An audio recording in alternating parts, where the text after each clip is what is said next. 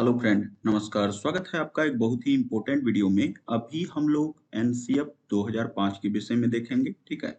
इसमें किस किस महत्वपूर्ण बिंदु पर चर्चा की जाती है और क्या क्या इम्पोर्टेंट है उसके विषय में अभी हम चर्चा करेंगे। वीडियो में बने रहिए, ज़्यादा से ज़्यादा शेयर कीजिए। चैनल पर पहली दफ़ा आए हैं तो निश्चित रूप से सब्सक्राइब कर लीजिए। सीटेट स्टूडेंट के लिए जो है यह बहुत ही महत्वपूर्ण है, ठीक है। तो वीडियो में निश्चित रूप से बने रहिए, पूरी जानकारी जो है देखिए, आपको समझ में आ जाएगी और जो भी प्रश्न इससे रिलेटेड आएगा आप आराम से हल कर पाएंगे, ठीक है। तो सबसे पहले है राष्ट्रीय पाठ्यचर्या की रूपरेखा 2005। रूपरेखा में क्या सब है, तो पहले है माध्यमिक कक्षाओं छठी से लेकर 10वीं तक के लिए निर्धारित पाठ्य विवरण सिलेबस। क्या क्या चीज जो है छठी से लेकर 10वीं तक में करना है एनसीएफ 2005 के तहत, ठीक है। उसका क्या सिलेबस है उसके विषय में अभी हम लोग चर्चा करेंगे। प्राथमिक स्तर पर सामाजिक विज्ञान का पाठ्यक्रम या पाठ्यचर्या। तो प्राथमिक स्तर करने का मतलब है 1 से लेकर 5, ठीक है। यह जो है प्राथमिक स्तर पर आता है। तो इसमें जो है सामाजिक विज्ञान का पाठ्यक्रम या पाठ्यचर्या किस प्रकार का होगा। तो पहली कक्षा से लेकर 5वीं कक्षा तक सामाजिक विज्ञान के स्थान पर इस विषय को पर्यावरण अध्ययन के रूप में पढ़ाया जाएगा, ठीक है। सामाजिक विज्ञान जो है 1 से 5 तक, पहली कक्षा से लेकर जो है 5वीं कक्षा तक सामाजिक विज्ञान के स्थान पर, सामाजिक विज्ञान का जो स्थान है उस पर जो है इस विषय को पर्यावरण अध्ययन के रूप में पढ़ाया जाएगा। सामाजिक विज्ञान जो रहेगा उसको पर्यावरण अध्ययन के रूप में पढ़ाया जाएगा। यह पहला पॉइंट है, ठीक है, प्राथमिक स्तर के लिए। तो सामाजिक विज्ञान को क्या किस रूप में, तो पर्यावरण अध्ययन के रूप में पढ़ाया जाएगा। यह कक्षा 1 से लेकर 5वीं तक। प्राथमिक स्तर का मतलब भी हम पहले ही बता चुके हैं, 1 से लेकर 5 तक होता है, ठीक। अब देखिए दूसरा पॉइंट क्या कह रहा है, कक्षा 1 और 2 में पर्यावरण अध्ययन का अलग से कोई पाठ्यक्रम नहीं होगा, ठीक है। 1 और 2 में जो है पर्यावरण अध्ययन का अलग से कोई पाठ्यक्रम नहीं होगा, बल्कि सामाजिक और प्राकृतिक पर्यावरण संबंधी आवश्यक ज्ञान, ठीक। भाषा और गणित, भाषा और गणित देखिए के अविभाज्य अंग के रूप में दिया जाएगा, ठीक। तो देखिए इसमें जो है अलग से कोई पाठ्यक्रम नहीं होगा, बल्कि सामाजिक, समाज में आस पड़ोस में जो सामाजिक और प्राकृतिक पर्यावरण है, जहां बच्चे रह रहे हैं वहां जो सामाजिक और प्राकृतिक पर्यावरण संबंधित आवश्यक ज्ञान जो है भाषा और गणित के, भाषा और गणित का भी वहां यूज होता है। भाषा गणित के रूप में किस तरह से देखा जाएगा, तो देखिए भाषा जो है जो वहाँ बोली जाती है उस पर्यावरण में, सामाजिक प्राकृतिक वातावरण में, उसमें जो भाषा का यूज होता है, और गणित का जो दैनिक जीवन में यूज होता है के अविभाज्य रूप के रूप में दिया जाएगा, ठीक है। तो मुख्य रूप से कोई पाठ्यक्रम नहीं होगा, अध्ययन के लिए अलग से कोई पाठ्यक्रम नहीं होगा 1 और 2 में, बल्कि सामाजिक और प्राकृतिक पर्यावरण संबंधी आवश्यक ज्ञान जो कि भाषा और गणित के अविभाज्य अंग के रूप में दिया जाएगा। इस कार्य के लिए बच्चों के प्राकृतिक एवं सामाजिक, वही बता रहे थे अभी, आस पास के जो उसका प्राकृतिक और इसके बाद सामाजिक, जिस समाज में वो रह रहे हैं वहां का जो है पर्यावरण से उदाहरण लेकर, उदाहरण में देखिए गणित संबंधी ज्ञान जो है वह प्राप्त होता है। जैसे कोई भी बच्चा किसी परचून के दुकान पर जाता है तो वहां देखते हैं कि वो परचून वाला जो है गणितीय विधि का यूज करता है, तुरंत वो बता देगा कि आपका 1 केजी चीनी लिए हैं, 200 ग्राम चीनी लिए हैं या कुछ भी लिए हैं, तो उसका वह कीमत जो है तुरंत बता देता है, ठीक। दूध वाला आएगा तो उसका रेट क्या है, वो सारा चीज जो है, अगर 200 ग्राम लिए हैं, 250 ग्राम लिए हैं, उसका रेट तुरंत पता चल जाता है, ठीक। तो इसका उदाहरण देना है, ठीक। इन्हें प्राकृतिक एवं सामाजिक पर्यावरण को समझने के क्रियाकलापों में संलग्न कराया जाएगा। इससे बच्चा जो है, जो उदाहरण आप देंगे आस पड़ोस के सामाजिक वातावरण के हिसाब से, उससे जो है बच्चा उस चीज को जल्दी एक्सेप्ट करेगा। तो यह 1 to 5 की बात हो रही है। यहाँ कक्षा 1 और 2 के विषय में बताया जा रहा है, दूसरा पॉइंट जो है। ठीक, अब हम लोग तीसरे पॉइंट की ओर चलते हैं।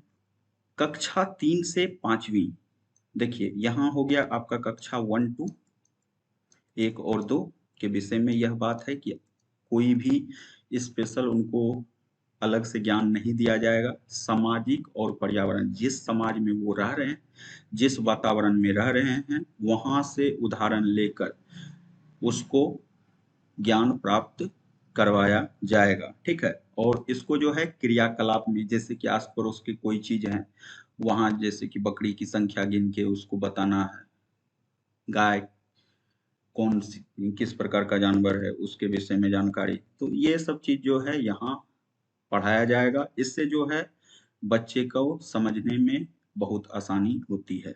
अब देखिए तीसरा पॉइंट है कक्षा 3 से 5वीं। देखिए यहाँ 1 2 हो गया, यहाँ आपका 3 से 5वीं। ठीक, पर्यावरण अध्ययन ईवीएस विषय लागू किया जाएगा। ठीक, कक्षा 3 से 5वीं तक पर्यावरण अध्ययन ईवीएस लागू किया जाएगा। इसे प्राकृतिक एवं सामाजिक पर्यावरण संबंधी परिचर्चा द्वारा पढ़ाया जाएगा। ठीक, इसे जो है सामाजिक पर्यावरण संबंधित जो परिचर्चा है, परिचर्चा जो उसमें बताया जाएगा उसके हिसाब से पढ़ाया जाएगा। ठीक, जैसे प्राकृतिक एवं पर्यावरण का संरक्षण, पर्यावरण का संरक्षण किस प्रकार से किया जाता है। इसके बाद क्षरण से इसका बचाव, मतलब कि पर्यावरण का बचाव किस तरह से करना है, सामाजिक पर्यावरण की अवधारणा, इसके बाद उसका संरक्षण, पर्यावरण का संरक्षण, सामाजिक मुद्दे कौन कौन से हैं, जैसे गरीबी, बाल श्रम, निरक्षरता, जाति, वर्ग आधारित असमानता, इस सब से जो है इन सारे पॉइंट से अवगत कराया जाएगा। यह कक्षा 3 से 5 तक के स्टूडेंट को इस तरह से जानकारी दी जाएगी। इसके लिए जो है स्थानीय परिदृश्य से उदाहरण लेकर क्रियाकलापों के माध्यम से आवश्यक अवधारणाएं विकसित की जाएगी। देखिए आपके आस पड़ोस में जो भी चीज पाया जाता है उसमें गरीबी, बाल श्रम, इसका जो है उदाहरण देकर, इसका उदाहरण देकर जो है बच्चों को अच्छे से समझाना है, यह व्यवस्था जो है की जाएगी। ठीक, और यह जो है आपका, यह पर्यावरण का जो संबंधित है प्राथमिक स्तर पर सामाजिक विज्ञान का पाठ्यक्रम, पाठ्यचर्या, उसमें यह 3 पॉइंट कवर किया जाएगा। अब हम लोग यहाँ देखेंगे उच्च प्राथमिक स्तर पर सामाजिक विज्ञान की पाठ्यचर्या। उच्च सामाजिक स्तर कहने का मतलब हुआ कक्षा 6 से 8, 6 से लेकर 8 तक। ठीक, तो यह हो गया आपका उच्च प्राथमिक स्तर। इसमें किस तरह की बातें हो जाएगी सामाजिक विज्ञान के विषय में, तो वह अभी हम लोग डिस्कस करेंगे पॉइंट के माध्यम से। पहला पॉइंट है उच्च प्राथमिक स्तर कक्षा 6 से 8 तक पर्यावरण अध्ययन के स्थान पर, पर्यावरण अध्ययन अब नहीं रहेगा 6 से 8 तक, इसके स्थान पर सामाजिक विज्ञान का शिक्षण प्रारंभ होगा। ठीक, तो 6 से 8 तक पर्यावरण अध्ययन नहीं रहेगा, वह हो जाएगा आपका सामाजिक विज्ञान, जिसकी पाठ्य सामग्री, यह सामाजिक विज्ञान जो होगा 6 से 8 तक, इसकी पाठ्य सामग्री में क्या सब रहेगा, इतिहास रहेगा, भूगोल रहेगा, राजनीति शास्त्र रहेगा, अर्थशास्त्र, यह सब रहेगा। साथ ही बच्चों को समकालीन मुद्दों, मतलब जो इस समय का मुद्दा है, जैसे गरीबी, निरक्षरता, बाल श्रम, बंधुआ मजदूरी, वर्ग, जाति, लिंग भेद, पर्यावरण, ठीक है, इससे भी परिचित कराया जाएगा। तो यह आपका जो है उच्च प्राथमिक स्तर पर पर्यावरण अध्ययन जो है यह हो जाएगा आपका सामाजिक विज्ञान। ठीक है, और इसमें आपका सब्जेक्ट रहेगा इतिहास, भूगोल, राजनीति शास्त्र, अर्थशास्त्र। ठीक, और साथ ही बच्चों को समकालीन मुद्दे जैसे गरीबी, निरक्षरता, बाल श्रम, बंधुआ मजदूरी, वर्ग, जाति, लिंग भेद, पर्यावरण से भी परिचित कराया जाएगा। ठीक है, यह उच्च प्राथमिक स्तर कक्षा 6 से 8 तक का प्रथम पॉइंट है। ठीक, नेक्स्ट पॉइंट की ओर चलते हैं। दूसरा पॉइंट है भूगोल और अर्थशास्त्र की समन्वित वस्तुएं सहायता से स्थानीय स्तर से लेकर वैश्विक स्तर तक के पर्यावरण, संसाधनों और उसके विकास संबंधी बातों को बच्चों के सामने लाया जाएगा। ठीक। भूगोल और अर्थशास्त्र में क्या सब बताया जाएगा? तो वैश्विक स्तर के पर्यावरण, संसाधन और विकास संबंधी बातों की चर्चा को सामने लाया जाएगा। यह दूसरा पॉइंट हो गया जिसमें भूगोल और अर्थशास्त्र के विषय में क्या बताया जाएगा। तो यह सारी बातें बताई जाएगी। क्या सब? वैश्विक स्तर के पर्यावरण, संसाधन, विकास संबंधी बातें। अब है इतिहास में क्या पढ़ाया जाएगा, तीसरा पॉइंट।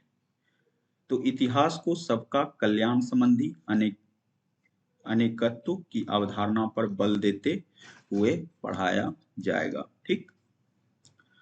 चौथा पॉइंट क्या होगा? स्थानीय, प्रांतीय, केंद्रीय स्तर पर सरकारों का गठन और संचालन तथा सभी की लोकतांत्रिक ढंग से भागीदारी संबंधी प्रक्रियाओं से भी बच्चों को अवगत कराया जाएगा। ठीक है। स्थानीय, प्रांतीय, केंद्रीय स्तर पर मतलब सरकारों का गठन किस तरह से स्थानीय स्तर पर होता है, प्रांतीय स्तर पर होता है, केंद्रीय स्तर पर होता है और सरकारों का संचालन किस प्रकार से किया जाता है, लोकतंत्र में कैसी भागीदारी होनी चाहिए, यह सारी बातें बच्चों को चौथे पॉइंट के अंतर्गत बताया जाएगा। यह आपका अभी हम 6 से 8 तक का जो पर्यावरण अध्ययन है उसको जो है सामाजिक विज्ञान के रूप में परिवर्तित कर कर इन सारे पॉइंट के हिसाब से बताया जाएगा। अब है माध्यमिक स्तर पर सामाजिक विज्ञान का पाठ्यक्रम या पाठ्यचर्या। तो कहने का मतलब है क्लास 9 और 10 इसमें जो है सामाजिक विज्ञान का जो सिलेबस होगा, पाठ्यक्रम होगा, किस तरह का होगा, एनसीएफ 2005 के हिसाब से। ठीक। 2005। तो देखिए उच्च प्राथमिक स्तर 9 से 10 पर सामाजिक विज्ञान के पाठ्यक्रम में उच्च प्राथमिक स्तर की तरह, ठीक है, जो हम लोगों ने इससे पहले देखा कि जो आपका 6 से 8 तक था उसमें जो पढ़ाया गया जिस तरह से वहाँ जो है सामाजिक विज्ञान के रूप में उसको पढ़ाया गया, तो वह यहाँ भी सामाजिक विज्ञान के तहत जो है पढ़ाया जाएगा। ठीक। उच्च प्राथमिक स्तर आपका 6 से 8 हो गया। उसी तरह से इसमें भी विषय होगा इतिहास, भूगोल, राजनीति शास्त्र, अर्थशास्त्र। ठीक है। परंतु ज्यादा जोर समकालीन भारत पर होगा। इसके द्वारा विद्यार्थियों में भारत की सामाजिक और आर्थिक चुनौतियों की गहरी समझ विकसित की जाएगी। ठीक। भारत के सामने जो है क्या सामाजिक चुनौती है, आर्थिक चुनौती है, उसको जो है इसमें बताया जाएगा। इतिहास रहेगा, भूगोल रहेगा, राजनीति शास्त्र रहेगा और अर्थशास्त्र तो रहेगा ही।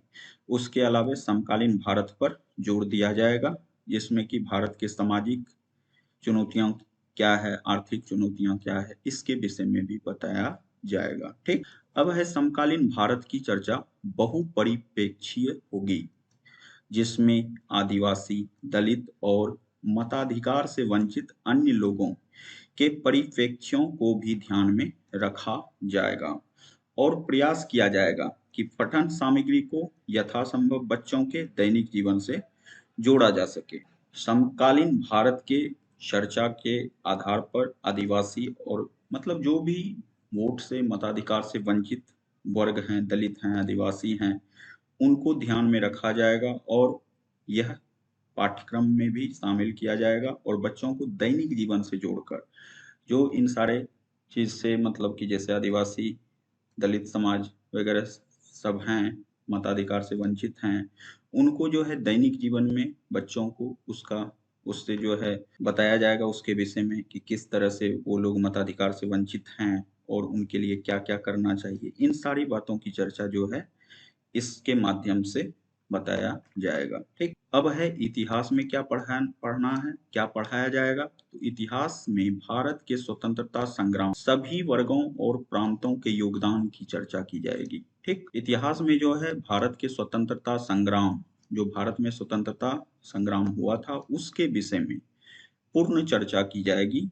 सभी वर्ग और प्रांतों के योगदान मतलब जितने भी वर्ग थे और जो प्रांत उस समय थे उनका क्या महत्व रहा, वो किस प्रकार से भारतीय स्वतंत्रता संग्राम में हिस्सा लिया और अंततः स्वतंत्रता को प्राप्त किया, तो इसके विषय में पूर्ण रूप से चर्चा की जाएगी। ठीक है, इनका क्या योगदान था, विभिन्न वर्गों का, प्रांतों का, इसके विषय में पूरी जानकारी दी जाएगी। आधुनिक विश्व के विकास के संदर्भ में समकालीन इतिहास के अन्य आयामों का अध्ययन कराया जाएगा। आधुनिक विश्व मतलब अभी का जो विश्व है उसके बहुत सारे समकालीन इतिहास के विषय में भी यहाँ जानकारी दी जाएगी। ठीक, इन पॉइंटों को भी यहाँ फोकस में रखा जाएगा और इसके हिसाब से पाठ्यक्रम रेडी किया जाएगा। ठीक, और किया जो गया है, हालांकि यह जो है एनसीएफ 2005 के तहत उसमें क्या क्या सिलेबस है उसकी चर्चा अभी हम कर रहे हैं। भूगोल में क्या सब, तो भूगोल के अध्ययन में इस बात का विशेष ध्यान रखा जाएगा कि बच्चे पर्यावरण संरक्षण, आपका जो पर्यावरण है उसको किस तरह से संरक्षण करना है, प्रदूषण संबंधी जो बातें हैं, प्रदूषण को किस प्रकार से दूर किया जा सकता है, आवश्यकता को गहराई से समझ सकें, इसका जो है आवश्यकता क्यों पड़ी है उसको जो है ध्यान से गहराई से बताने का प्रयास किया जाएगा एनसीएफ 2005 के तहत। ठीक, पांचवा है राजनीति शास्त्र में दार्शनिक आधारों पर बल दिया जाएगा। दार्शनिक के कथन और उसके आधारों पर बल दिया जाएगा जो भारतीय संविधान की आधारशिला हैं, जैसे समानता, स्वतंत्रता, न्याय, भाईचारा, सम्मान पूर्वक जीना, अनेकता में एकता, शोषण से मुक्ति आदि। मतलब भारतीय संविधान में जिन जिन पॉइंटों की चर्चा की गई है, समता, स्वतंत्रता, न्याय, भाईचारा, सम्मान पूर्वक जीना, अनेकता में एकता और शोषण से मुक्ति, इन सारे पॉइंट की चर्चा यहाँ की जाएगी। ठीक है, एनसीएफ 2005 का जो सिलेबस रहेगा 9th 10th का, इसमें इन बातों की चर्चा की जाएगी। अभी तक हम यहाँ 5 पॉइंट की चर्चा किए हैं, आगे एक और पॉइंट है उसकी चर्चा कर लेते हैं।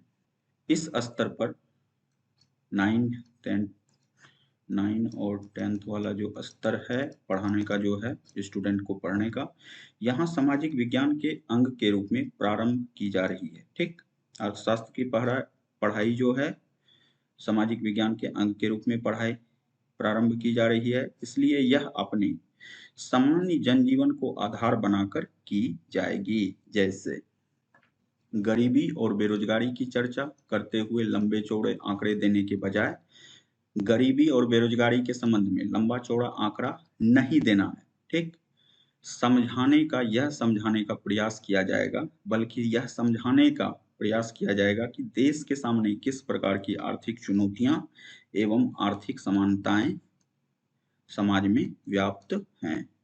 तो देखिए यहाँ जो है गरीबी और बेरोजगारी पर बहुत ज्यादा चर्चा नहीं करना है, बहुत विस्तार में नहीं बताना है। ठीक, यहाँ सिर्फ जो है फोकस क्या देना है कि देश के सामने क्या क्या आर्थिक चुनौती है एवं आर्थिक समानता समाज में है, उसके विषय में चर्चा करनी है। ठीक, तो मूल रूप से आर्थिक चुनौती एवं आर्थिक असमानताएं जो समाज में है, मतलब आर्थिक रूप से जो कमजोर हैं, जो आर्थिक रूप से मजबूत हैं, उनके बीच में जो असमानताएं हैं उसके विषय में जो है समाज में क्या क्या भ्रांतियां हैं, किस प्रकार की बातें हैं समाज में, क्या उस पर प्रतिक्रिया व्यक्त की जाती है, किस प्रकार समाज उसको डील करती है, इन सारे पॉइंट की चर्चा यहाँ की जाएगी। ठीक, तो इस प्रकार से यहाँ अभी हम लोग एनसीएफ 2005 के तहत कुछ, जैसे कि आपका 1 से लेकर 5 तक, इसके बाद 6 से 8 तक और 9 और 10, यह 3 पॉइंट के रूप में इसको हम यहाँ देखें कि एनसीएफ 2005 के तहत क्या क्या पढ़ाया जाएगा किस क्लास में, मतलब उसका सिलेबस क्या होगा। ठीक, सिलेबस क्या होगा उसके विषय में अभी हम लोग चर्चा किए। तो वीडियो में निश्चित रूप से इस तरह की जानकारी आप लोग पूरी तरह से इसको संभवतः आपको समझ में भी आ गई होगी और एक बार इसको पढ़ भी लीजिएगा। इससे सुविधा यह मिलेगी कि आप जो एनसीएफ 2005 को कंप्लीट करेंगे, उसमें अगर आपका सीटेट अभी जो होने वाला है, इसमें अगर क्वेश्चन आता है तो आप आराम से इसको हल कर पाएंगे। ठीक, तो चलिए मिलते हैं इसके दूसरे पार्ट में। अभी यह एनसीएफ 2005 का पहला पार्ट है, दूसरा पार्ट हम दूसरे वीडियो में लेके आएंगे, या संभवतः कल आपको अपलोड कर देंगे दूसरा वीडियो। तो एनसीएफ 2005 आपका कंप्लीट हो जाएगा। इससे प्रश्न रहेगा, आप लोग निश्चित रूप से इसको हल कर पाएंगे। इसलिए जो है यह बहुत ही इम्पोर्टेंट टॉपिक है। तो कल हम इसका पार्ट 2 पर डिस्कस करेंगे। ठीक, तो चलिए मिलते हैं एक और वीडियो में। तब तक अपना ख्याल रखिएगा, खुश रहिए, बाय बाय, जय हिंद।